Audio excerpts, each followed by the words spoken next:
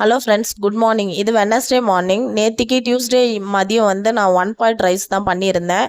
அதை தான் உங்கள் கூட ஷேர் பண்ணுறேன். இது வந்து சாம்பார் சாதம் தான், ஆனால் என்னோட ஸ்டைலில் எப்படி பண்ணுறதுன்னு பார்க்கலாம் வாங்க.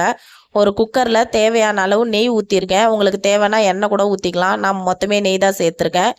நெய் சேர்த்துட்டு 2 மிளகு, கொஞ்சமாக சீரகம், ஒரு 10 முந்திரி சேர்த்துட்டு வெங்காயம், தக்காளி, கேரட்டு, உருளைக்கிழங்கு, கத்திரிக்காய், பச்சை மிளகாய், இந்த காய் எல்லாத்தையும் ஒன்றா போட்டு வதக்கிறேன். தனித்தனியாலாம் போடல. உங்களுக்கு எந்தெந்த காய் தேவையோ எதுனாலும் சேர்த்துக்கலாம்.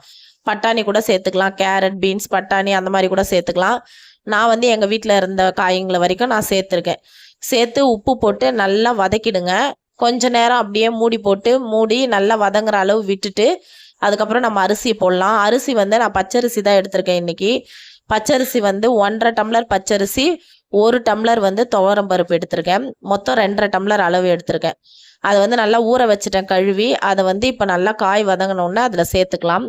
சேர்த்துட்டு நல்லா கலரி விட்டுட்டு நான் வந்து 2 டம்ளர் அரிசியும் பருப்பும் சேர்த்து எடுத்துருக்கிறதுனால 5 டம்ளர் தண்ணி ஊற்றி நல்லா கலந்து விட்டுறேன். நான் வந்து குழம்பு மிளகாய் தூள் தான் 1.5 ஸ்பூன் போட்டேன். உங்களுக்கு தேவைன்னா சாம்பார் பொடி கூட போட்டுக்கலாம். ஆனால் இதுக்கு வந்து குழம்பு மிளகாய் தூளே நல்ல டேஸ்ட் கொடுக்கும். 1.5 ஸ்பூன் குழம்பு மிளகாய் தூள் போட்டு நல்லா கலரி விட்டுட்டு கொஞ்சமாக புளி, ரொம்ப ஒரு லெமன் சைஸை விட கூட கம்மியாக புளி சேர்த்துக்கலாம். தேவைன்னா சேர்த்துக்கலாம், தேவையில்லைனாலும் ஸ்கிப் பண்ணிடலாம்.